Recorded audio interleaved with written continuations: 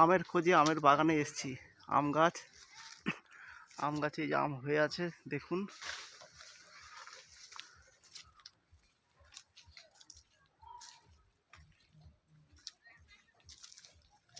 এই আমগুলো আপাতত কাঁচাই রয়েছে।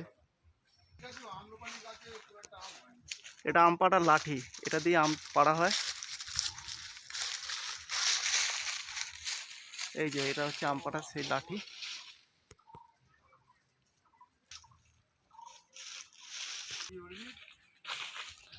এগুলো পাড়া হয়েছে, পাড়া আম সব ঝুড়িতে রাখা হয়েছে। এরপর এগুলো বাজারে যাবে বিক্রির জন্য।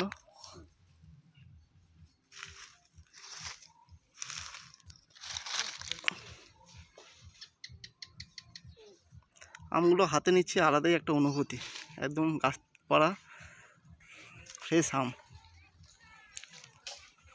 সব আম হাতের ডাল আমের ভারে সব মিশিয়ে পড়ে গেছে। আমি আম এই যে সব আম।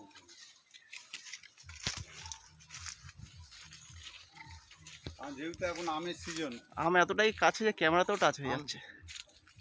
আম তো একদম হাতের কাছেই আম, সব জায়গায় আম। সব থেকে আম বাগান বেশি আছে মুম্বাই। বৈশাখী আম গাছই তো আছে না এখানে, এগুলো তো ফান গাছ বলা হয়। অপূর্ব অপূর্ব অপূর্ব দৃশ্য। এত আম গাছ, আম হয়ে আছে। তবুও তুলনামূলক এবছর আম কমই ফলেছে।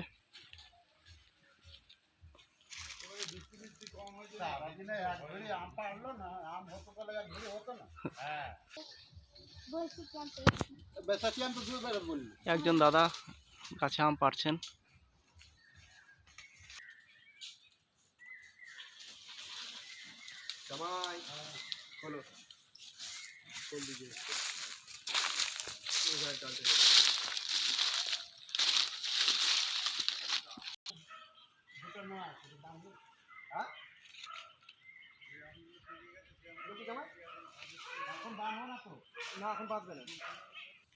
পয়সা দিয়ে কিনে নিয়ে যাবো।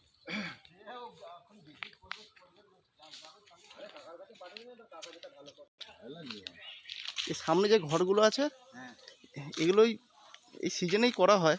এগুলোতে আমগুলো স্টোর করে রাখা হয়, টেম্পোরারি প্রাথমিকভাবে করা। এই যে এর মধ্যে সব থাকে আমগুলো। এইগুলো হচ্ছে আম পাড়ার লাঠি। এই যে বড় বড় লাঠি, এগুলো দিয়ে আমগুলো পাড়া হয়।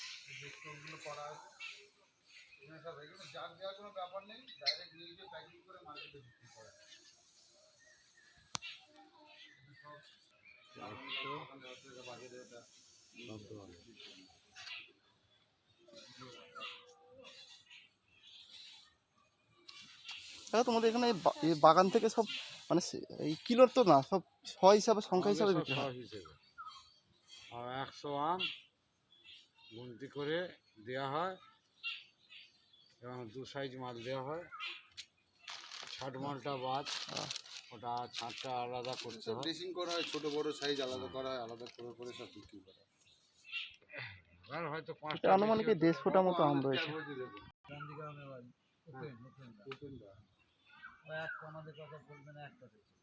আমি যাই রাজাপুর দিকেও যাই, ওইদিকেও আমার একটা বন্ধু আছে, ও বাগানের কথা আছে। এগুলো হচ্ছে আখসি, আম পাড়ার আখসি। আর আমাদের বাড়িতে আম্রপালি গাছটা না এত হয় পুরো ঝুঁকে পড়ে যায়, একটা গায়ে লাগানো আছে। এবছর যা হয়েছে আর বোল 4 বস্তা না বোল ফেলি ঝেঁটি। এমনি প্রতি বছরই বোল ফেলি 2 বস্তা 3 বস্তা করে হয়, এবছর 4-5 বস্তা হবে একটু ঝেঁটিয়ে বোল ফেলা হয়েছে। আমার বাড়ি এই আমটা পড়লো, এখনই পড়লো।